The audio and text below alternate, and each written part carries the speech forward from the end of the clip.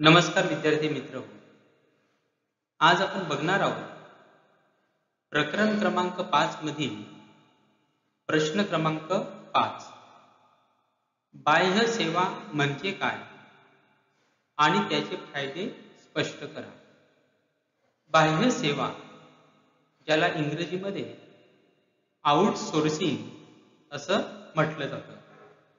आज आपल्याला बाह्य सेवा ही जी संज्ञा आहे तिचा अर्थ बघायचा आहे आणि बाह्य सेवेचे कोणकोणते फायदे होतात ते आज आपल्याला बघायचं आहे.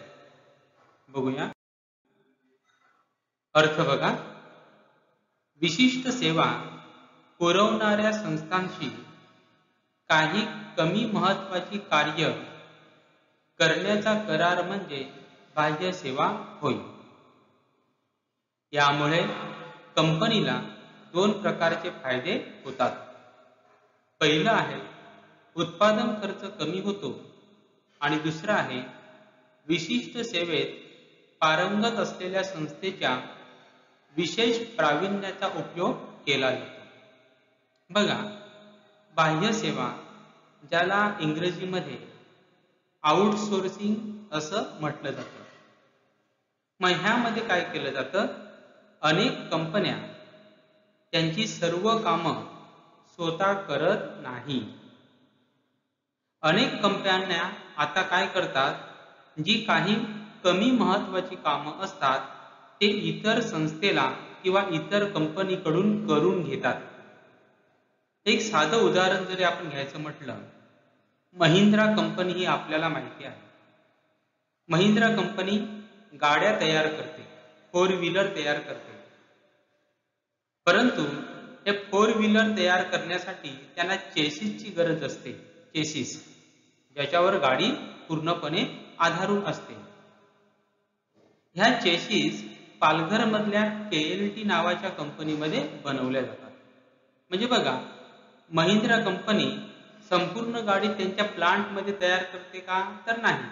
त्यांना ज्या काही गोष्टी लागतात, ज्या कमी महत्त्वाच्या गोष्टी आहेत, त्या इतर कंपन्यांकडून बनवून घेतल्या जातात.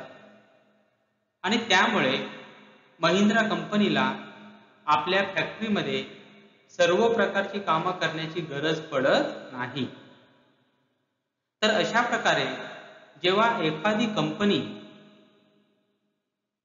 कमी महत्त्वाची कामं इतर कंपनीकडून किंवा इतर संस्थेकडून करून घेते, तेव्हा त्याला बाह्य सेवा म्हणजेच आउटसोर्सिंग असं म्हटलं जातं.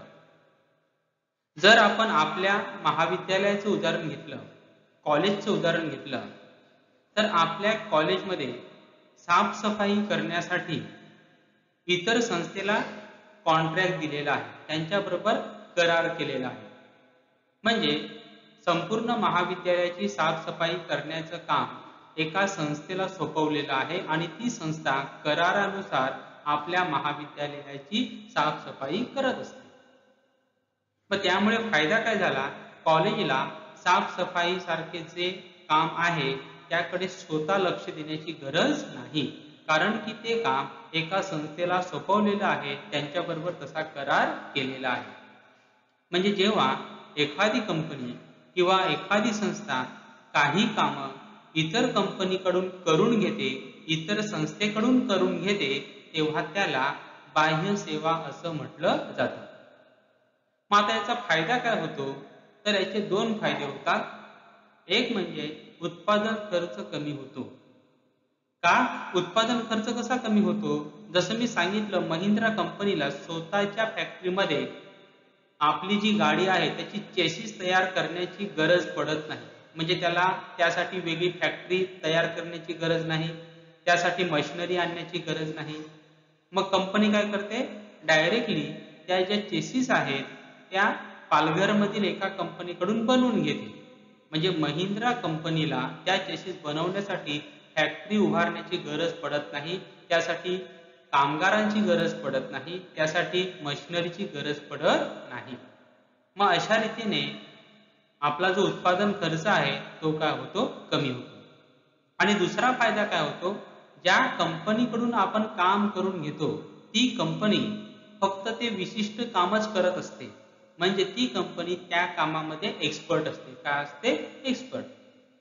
जसं मी सांगितलं, आपल्या महाविद्यालयाच्या स्वच्छतेची जबाबदारी एका वेगळ्या संस्थेला कॉन्ट्रॅक्टमधून दिलेली आहे. आणि ज्या संस्थेला हे काम दिलेलं आहे, ती संस्था फक्त हेच काम करत असते. कंपन्यांमध्ये स्वच्छतेचं कॉन्ट्रॅक्ट घ्यायचं, महाविद्यालयामध्ये स्वच्छतेचं कॉन्ट्रॅक्ट घ्यायचं, म्हणजे स्वच्छतेमध्ये कशा प्रकारे काम केलं पाहिजे याचा त्यांना जास्त प्रमाणात अनुभव असतो. त्या प्रकारचे कौशल्य असलेली माणसं त्यांच्याकडे उपलब्ध असतात आणि त्यामुळे त्याचा फायदा आपल्या महाविद्यालयात होतो. म्हणजे अशा प्रकारे ज्या कंपनीकडून आपण काम करून घेतो, ती कंपनी त्या कामामध्ये प्रावीण्य असलेली कंपनी असते. म्हणजे त्यांच्याकडे त्या प्रकारचं एक्सपर्टायझेशन असतात. एक्सपर्ट लोक त्यांच्या कंपनीमध्ये काम करत असतात. ओके, म्हणजे बाह्य सेवा म्हणजे काय म्हणायचं? तर जेव्हा एखादी कंपनी किंवा जेव्हा एखादी संस्था आपले एखादे काम इतर कंपनीकडून किंवा इतर संस्थेकडून करवून घेते, तेव्हा त्याला बाह्य सेवा म्हणजे आउटसोर्सिंग असं म्हटलं जातं. उदाहरण बघा, दुकाने, मॉल्स, सहकारी संस्था, कार्यालय संस्था, उपहारगृहे, स्वच्छता, सुरक्षा इत्यादी बाह्य सेवा घेतात.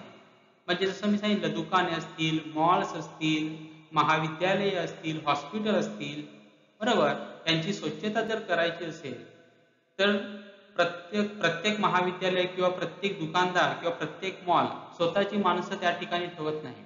ते स्वच्छतेचं कॉन्ट्रॅक्ट इतर संस्थेला देतात आणि त्यांच्याकडून ते काम करून घेतात. तसंच सुरक्षेची जबाबदारी देखील आपण बाह्य सेवेद्वारे आपल्यासाठी घेऊ शकतो. तसेच लग्न समारंभ, वर्धापन दिन, वाढदिवस साजरा करण्याची व्यवस्था देखील बाह्य सेवेद्वारे केली जाऊ शकते. म्हणजे अशी अनेक प्रकारची कामं बाह्य सेवेद्वारे केली जाऊ शकतात. बाह्य सेवेची गरज. आज पूर्ण जगभर सेवा घेण्याचे आणि देण्याचे कार्य अतिशय विशेष पद्धतीने होते. म्हणजे बाह्य सेवा फक्त भारतामध्येच चालतात का? तर नाही. संपूर्ण जगामध्ये बाह्य सेवेचा वापर मोठ्या कंपन्यांकडून, मोठ्या संस्थांकडून केला जातो. बऱ्याचशा सेवांसाठी अतिशय सूक्ष्म, आकर्षक कौशल्याची गरज असते. आता काही कामं अशी असतात त्यासाठी कौशल्याची गरज असते. म्हणजे ती कामं करण्यासाठी एक्सपर्ट लोक असली पाहिजे आणि ती लोक प्रत्येक कंपनीकडे असतीलच असं नाही. आणि म्हणून कंपनी काय करते, ज्यासाठी आपल्याकडे काम जर ते व्यवस्थित होणार नसेल तर ते काम इतर कंपनीकडून किंवा इतर संस्थेकडून करून घेते. जागतिक स्तरावर वाढत्या स्पर्धामुळे बहुतांश कंपन्या त्यांची उत्पादने प्रदर्शित करण्यावर भर देताना आढळतात किंवा त्यांच्या वस्तूंच्या गुणवत्तेत सुधारणा करताना दिसतात. मग आता स्पर्धा वाढलेली आहे आणि ह्या स्पर्धेच्या जगामध्ये जर तुम्हाला टिकून राहायचं असेल तर आपली वस्तू जास्तीत जास्त अट्रॅक्टिव्ह असली पाहिजे, ग्राहकांना ती आकर्षित दिसली पाहिजे आणि त्याचबरोबर आपल्या वस्तूची गुणवत्ता देखील चांगली असली पाहिजे. आणि म्हणून प्रत्येक कंपनी, प्रत्येक संस्था आपली वस्तू कशा प्रकारे आकर्षित दिसेल याचा प्रयत्न करते. त्याचबरोबर आपल्या वस्तूची गुणवत्ता कशा प्रकारे वाढेल याचा प्रयत्न प्रत्येक संस्था, प्रत्येक कंपनी करत असते. जागतिक बाजारात आपली जागा स्थापित करण्यासाठी सगळ्या संस्था बांधील आहेत. आणि आताचं जे मार्केट आहे किंवा जे बाजार आहे ते जागतिक आहे, बरोबर.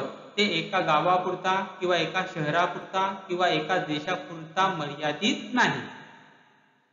आणि त्यामुळे आताचे जे मार्केट आहे किंवा आताची जी कंपनी आहे त्या कंपनीला जगामधून स्पर्धा असते आणि ह्या जगामधून जी स्पर्धा असते त्यामध्ये जर तुम्हाला टिकून राहायचं असेल तर तुमच्याकडे ज्या वस्तू आहेत किंवा ज्या सेवा आहेत त्या गुणवत्तापूर्ण असल्या पाहिजेत. म्हणूनच कंपन्या आपल्या व्यावसायिक कार्यांवर लक्ष घालीत आहेत आणि जर आपल्या वस्तू, आपल्या सेवा गुणवत्तापूर्ण असल्या पाहिजेत ग्राहकांना आकर्षित करतील अशा प्रकारच्या असल्या पाहिजेत, असं जर आपल्याला वाटत असेल तर आपल्याला आपली जी व्यावसायिक कार्य आहेत त्याच्यावर विशेष लक्ष दिलं पाहिजे. आणि म्हणून प्रत्येक कंपनी आपापल्या परीने आपली जी व्यावसायिक कार्य आहेत त्याकडे विशेष लक्ष देताना दिसून येतं.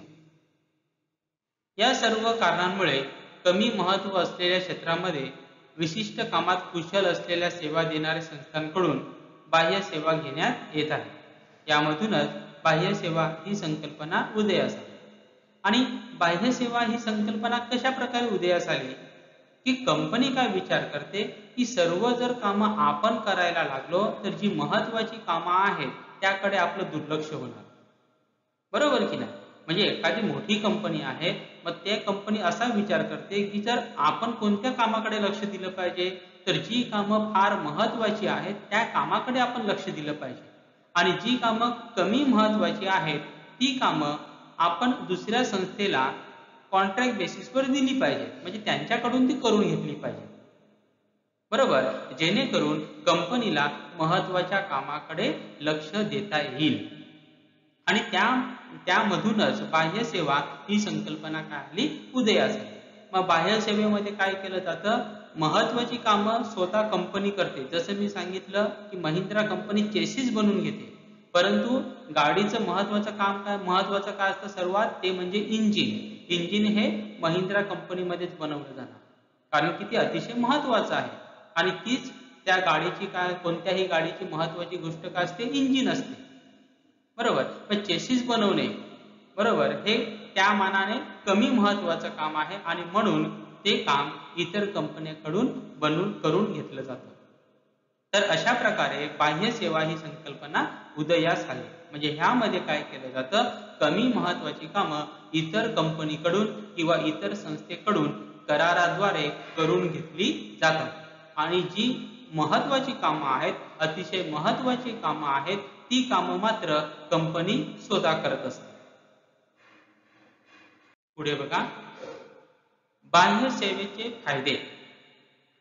पहिला आहे एकूण किमतीचे फायदे. बाह्य सेवेमुळे खर्च कमी होतो, वेळेची आणि श्रमाचीही बचत होते, तसेच प्रशिक्षणावरील खर्च देखील कमी होतो. आता बाह्य सेवेमुळे एकूण खर्च कमी होतो. आता का खर्च कमी होतो, जेव्हा बघा एक आपण साधं उदाहरण बघू. एखादी कंपनी आहे, उदाहरणार्थ अमेझॉन कंपनी आहे. बरोबर, अमेझॉन कंपनी ह्या कंपनीच्या कस्टमर केअरला आपण फोन करतो. आता जर आपण बघितलं तर अमेझॉन असेल, फ्लिपकार्ट असेल किंवा या मोठ्या कंपन्या आहेत, त्यांचं स्वतःचं कस्टमर केअर नसतं, तर कस्टमर केअरची सेवा ते इतरांना देत असतात, त्यांच्याकडून करून घेत असतात. म्हणजे ते कॉन्ट्रॅक्ट एखाद्या संस्थेला दिलं जातं आणि ती संस्था अमेझॉन कंपनीची कस्टमर केअर म्हणून काम करत असते. आलं लक्षात? म्हणजे फ्लिपकार्ट असेल, मग त्याचं देखील तसंच आहे, किंवा इतर ज्या मोठ्या कंपन्या आहेत त्यांचं देखील कस्टमर केअरची कामं ही स्वतः कंपनी करत नसते, तर त्याचं कॉन्ट्रॅक्ट एखाद्या संस्थेला दिलं जातं आणि ती संस्था त्या कंपनीची कस्टमर केअर म्हणून काम करत असते. पण त्यामुळे काय होतं, अमेझॉन कंपनी असेल, फ्लिपकार्ट कंपनी असेल, याला स्वतःहून बरोबर यांना स्वतः उमेदवार असतील किंवा जे कामगार असतील त्यांची नेमणूक करण्याची गरज पडत नाही आणि त्यांना प्रशिक्षण देण्याची गरज देखील पडत नाही. तर त्यांची नेमणूक कोण करेल, ज्या कंपनीला कॉन्ट्रॅक्ट दिलेला आहे ती कंपनी कामगारांची नेमणूक करेल, ती कंपनी त्यांना प्रशिक्षण देईल. म्हणजे जर आपली कंपनी असेल बरोबर आणि आपल्याला आपल्या कंपनीसाठी कस्टमर केअरची सेवा पाहिजे असेल, मग आपण अशा प्रकारच्या सेवा पुरवणाऱ्या ज्या संस्था आहेत त्यांच्याबरोबर करार करणार. मग ती कंपनी आपल्या कंपनीची कस्टमर केअर म्हणून काम करणार. मग आपल्याला कामगारांची नेमणूक करण्याची गरज आहे का, नाही. किंवा त्या ठिकाणी जे काम करतात त्यांना प्रशिक्षण देण्याची आपल्या कंपनीला गरज आहे का, नाही. ती संस्था बघून घेणार. म्हणजे आपल्याला प्रशिक्षण देण्याचा खर्च देखील कमी होतो आणि एकूणच उत्पादन खर्च देखील कमी होतो, वेळेची बचत होते आणि श्रमाचीही बचत होते. उद्योजक, रोजगार आणि निर्यातीस उत्तेजन. बाह्य सेवा ज्या देशात केली जाते त्या देशामध्ये उद्योजकता, रोजगार आणि निर्यातीत चालना मिळते. अनेक वेळा काय केलं जातं, बाह्य म्हणजे भारतीय कंपनी असेल किंवा अमेरिकन कंपनी असेल तर ती कंपनी आपली लहान लहान जी कामं असतात ती भारतामधनं करून घेतात. कुठून करून घेतात? भारतामधून करून घेतात. अकाउंटिंगचं काम असेल, अनेक आश्चर्य आपल्याला असं वाटेल की अनेक अमेरिकन मोठ्या कंपन्या असतील त्या अकाउंटची कामं भारताकडून करून घेतात. का बरं भारताकडून करून घेतात? त्याचं एक महत्त्वाचं कारण म्हणजे अमेरिकेमध्ये जर अकाउंटंट त्या कंपनीने नेमला तर त्या अकाउंटंटला जास्त पगार द्यावा लागतो आणि त्यापेक्षा कितीतरी कमी पगारामध्ये, कमी पैशामध्ये ते काम भारतामधून करून घेतात. बरोबर, कारण की अमेरिकेमध्ये कामगारांच्या बाबतीमध्ये जे नियम आहेत ते अतिशय कडक आहेत. त्यांना विविध प्रकारच्या सुविधा पुरवाव्या लागतात. मग अमेरिकन कंपनी काय विचार करते, आपण जर ह्या लोकांना आपल्या कंपनीमध्ये नेमून घेतलं तर त्यांना मोठ्या प्रमाणात पगार द्यावा लागेल, त्यांना विविध प्रकारच्या सुविधा द्याव्या लागतील. मग त्यापेक्षा ती कंपनी काय करते, ती जी कामं आहेत ते भारतीय संस्थेकडून करून घेते कमी पैशामध्ये. पण त्यामुळे भारताला फायदा होतो. भारतामध्ये जे लोक आहेत त्या लोकांना रोजगार मिळतो. त्या लोकांना काय मिळतो? रोजगार मिळतो. आणि त्या सेवा पुरवण्यासाठी विविध प्रकारच्या संस्था भारतामध्ये निर्माण होते, म्हणजे उद्योजकता निर्माण होते किंवा उद्योजक निर्माण होतात आणि निर्यातीस देखील चालना मिळते. तिसरं, कमी मनुष्यबळ खर्च. मनुष्यबळाची किंमत यजमान देशाच्या तुलनेत खूपच कमी असते. जसं मी आधी देखील सांगितलं, अमेरिकेमधील अनेक कंपन्या भारतामधून काम करून घेतात. बरोबर का? कारण की तेच काम समजा अमेरिकेमध्ये अमेरिकन माणसाकडून करून घेतलं तर त्याचा खर्च जास्त येणार आहे. म्हणजे उदाहरणार्थ जर घेतलं, समजा अमेरिकन कंपनीने अमेरिकेमधील एखाद्या माणसाला अकाउंटचं काम करण्यासाठी नेमलं तर त्याला महिन्याला 1,00,000 रुपये पगार द्यावा लागेल. परंतु तेच काम भारताकडून जर करून घेतलं भारतामधून तर तेच काम त्याचं 20,000 रुपयामध्ये होणार आहे. म्हणजे 80,000 रुपये त्या कंपनीचे वाचणार आहेत. मग सांगा बरं, ती कंपनी अमेरिकन माणसाला नेमण्यापेक्षा भारतामधून करून घेणार की नाही? भारतामधून करून घेणार. काम होण्याची गरज, कंपनीला काय वाटतं की माझं काम झालं पाहिजे. मग ते अमेरिकेमधून होऊन दे किंवा भारतामधून होऊन दे, त्यामध्ये कंपनीला फरक पडत नाही. कंपनी फक्त बघते की माझा खर्च कुठे कमी होणार आहे ते कंपनी बघत असते. आणि म्हणून कमी मनुष्यबळ खर्चामध्ये हे काम पूर्ण होत असतं. व्यावसायिक, तज्ञ आणि उच्च गुणवत्तेच्या सेवांचा लाभ. बहुतेक कार्य त्या विशिष्ट क्षेत्रात कुशल असलेल्या लोकांना दिली जातात. ते चांगल्या दर्जाची सेवा प्रदान करतात आणि कामातील त्रुटी कमी करण्यासाठी कार्य करतात. आता जेव्हा एखादी कंपनी एखाद्या संस्थेला काम देते, बरोबर, तेव्हा ती संस्था कशा प्रकारे काम करते, ती संस्था कशा प्रकारे काम करते त्याचं पूर्ण विश्लेषण आधी केलं जातं. त्या संस्थेकडे कोणत्या प्रकारची माणसं आहेत, त्या माणसांकडे कौशल्य कशा प्रकारे आहेत हे सर्व तपासलं जातं आणि त्यानंतरच त्या संस्थेला कंपनीकडून काम दिलं जातं. बरोबर. आणि ज्या संस्थेला काम दिलं जातं ती संस्था देखील काय प्रयत्न करते की माझ्याकडून किंवा आमच्या संस्थेकडून त्या कंपनीला चांगल्या प्रकारची सेवा दिली गेली पाहिजे. कारण की हा करार असतो. 1-1 वर्षाचा करार असेल किंवा 6-6 महिन्याचा करार असेल. समजा त्या संस्थेने कंपनीला चांगल्या प्रकारची सेवा दिली नाही तर पुन्हा ती कंपनी त्या संस्थेला काम देणार आहे का? नाही देणार. दुसऱ्या संस्थेला काम देणार. आणि म्हणून प्रत्येक बाह्य सेवा पुरवणारी प्रत्येक संस्था काय प्रयत्न करते की आपल्याला जे काम कंपनीने दिलेलं आहे ते चांगल्या प्रकारे करण्याचा काम प्रत्येक संस्था करत असते. कारण की त्यांना माहीत असतं जर आपण काम चांगल्या प्रकारे केलं नाही तर पुढच्या वेळी किंवा पुढच्या वर्षी ही कंपनी आपल्याबरोबर करार करणार नाही आणि कदाचित ही कंपनी दुसऱ्या संस्थेला काम देऊ शकते. आणि म्हणूनच प्रत्येक संस्था आपापल्या परीने चांगलं काम करण्याचा प्रयत्न करत असते. 5वं आहे, आधार देण्याऐवजी मूळ प्रक्रियेवर भर. बाह्य सेवांच्या मदतीने कंपन्या त्यांच्या महत्त्वाच्या कामावर लक्ष केंद्रित करू शकतात, ज्यामुळे चांगला नफा होतो आणि त्यांच्या उत्पादनाची गुणवत्ता सुधारते. बघा, आता इथे काय आहे की कंपन्यांमध्ये अनेक प्रकारची कामं असतात. काही कामं महत्त्वाची असतात आणि काही कामं कमी महत्त्वाची असतात, म्हणजे गरजेची असतात परंतु कमी महत्त्वाची असतात.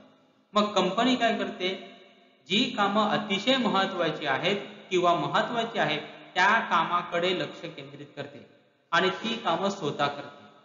आणि जी कामं कमी महत्त्वाची आहेत ती कामं बाह्य सेवेद्वारे इतर संस्थेकडून करून घेते. त्यामुळे काय होतं, कंपनीचं संपूर्ण लक्ष महत्त्वाच्या कामाकडे लागतं आणि म्हणून महत्त्वाची जी काही कामं आहेत त्याची गुणवत्ता सुधारते. आणि जर महत्त्वाच्या कामाची गुणवत्ता सुधारली तर साहजिकच आहे उत्पादन क्षमता वाढणार आहे, उत्पादनाची गुणवत्ता वाढणार आहे आणि त्यामुळे कंपनीला चांगल्या प्रकारचा नफा होणार आहे. तर अशा प्रकारे कंपनी सातत्याने प्रयत्न करत असते की चांगल्या कामाकडे आपण लक्ष दिलं गेलं पाहिजे आणि जी कमी महत्त्वाची कामं आहेत ती बाह्य सेवेद्वारे इतर संस्थेकडून करून घेतली जातात. 6वं आहे गुंतवणुकीची आवश्यकता कमी. आधुनिक तंत्रज्ञान, सॉफ्टवेअर आणि पायाभूत सुविधांवरील गुंतवणुकीवर बाह्य सेवेमुळे बचत होते आणि बाह्य सेवा भागीदाराला संपूर्ण पायाभूत सुविधा हाताळून देते. गुंतवणुकीची आवश्यकता देखील कमी लागते. म्हणजे जसं मी उदाहरण तुम्हाला सांगितलं की महिंद्रा कंपनी आपल्या गाडीसाठी लागणाऱ्या ज्या चेसिस आहेत त्या पालघरमधील एका कंपनीकडून बनवून घेते. म्हणजे चेसिस बनवण्यासाठी महिंद्रा कंपनीला स्वतःची फॅक्टरी उभारण्याची गरज पडली का? नाही. फॅक्टरी उभारण्याची गरज पडली नाही, त्यांना मशिनरी आणण्याची गरज पडली नाही, त्यांना कामगारांना नेमण्याची देखील गरज पडली नाही. बरोबर, कारण की हे काम ते इतर संस्थेकडून करून घेते. म्हणजे गुंतवणूक करण्याचं काम त्या संस्थेला करावं लागलं किंवा त्या दुसऱ्या कंपनीला करावं लागलं जी कंपनी चेसिस बनवण्याचं काम करते. म्हणजे महिंद्रा कंपनीला या ठिकाणी गुंतवणूक कमी करावी लागली. तसंच जसं मी आधी सांगितलं की अनेक कंपन्या आपलं कस्टमर केअरचं जे काम असतात त्या इतर संस्थेला सोपवतात आणि त्यामुळे स्वतः त्या कंपनीला कस्टमर केअरसाठी ऑफिस घेण्याची गरज पडत नाही, कम्प्युटर्स आणण्याची गरज पडत नाही, टेलिकम्युनिकेशन किंवा इंटरनेट यांची गरज त्यांना पडत नाही. आलं लक्षात? म्हणजे त्याच्यावरील खर्च काय होतो, त्यांचा कमी होतो. 7वं आहे कार्यक्षमता आणि उत्पादकतेत वाढ. संघटनेच्या कमी महत्त्वाच्या भागातही कार्यक्षमता आणि उत्पादकता वाढते. आता बघा, कमी महत्त्वाची कामं कोणाला दिली जातात? इतर संस्थेला दिली जातात, त्या संस्थेकडून करून घेतली जातात. आणि आधी सांगितल्याप्रमाणे ज्या संस्थेला ही कामं दिली जातात ती संस्था त्यामध्ये प्रावीण्य मिळवलेली संस्था असते. कारण की कोणतीही कंपनी जेव्हा इतर संस्थेला काम देते ते काम देत असताना त्या संस्थेचं काम आधी कशा प्रकारे आहे, त्यांच्याकडे कशा प्रकारची लोक काम करतात, त्या लोकांकडे कौशल्य कशा प्रकारचं आहे, या सर्व गोष्टींची तपासणी केली जाते आणि त्यानंतर काम दिलं जातं. म्हणजे कमी महत्त्वाची जी कामं असतात त्यामध्ये देखील गुणवत्ता येते, त्यामध्ये देखील कार्यक्षमता वाढते. आणि 8वं आहे ज्ञानाची देवाणघेवाण.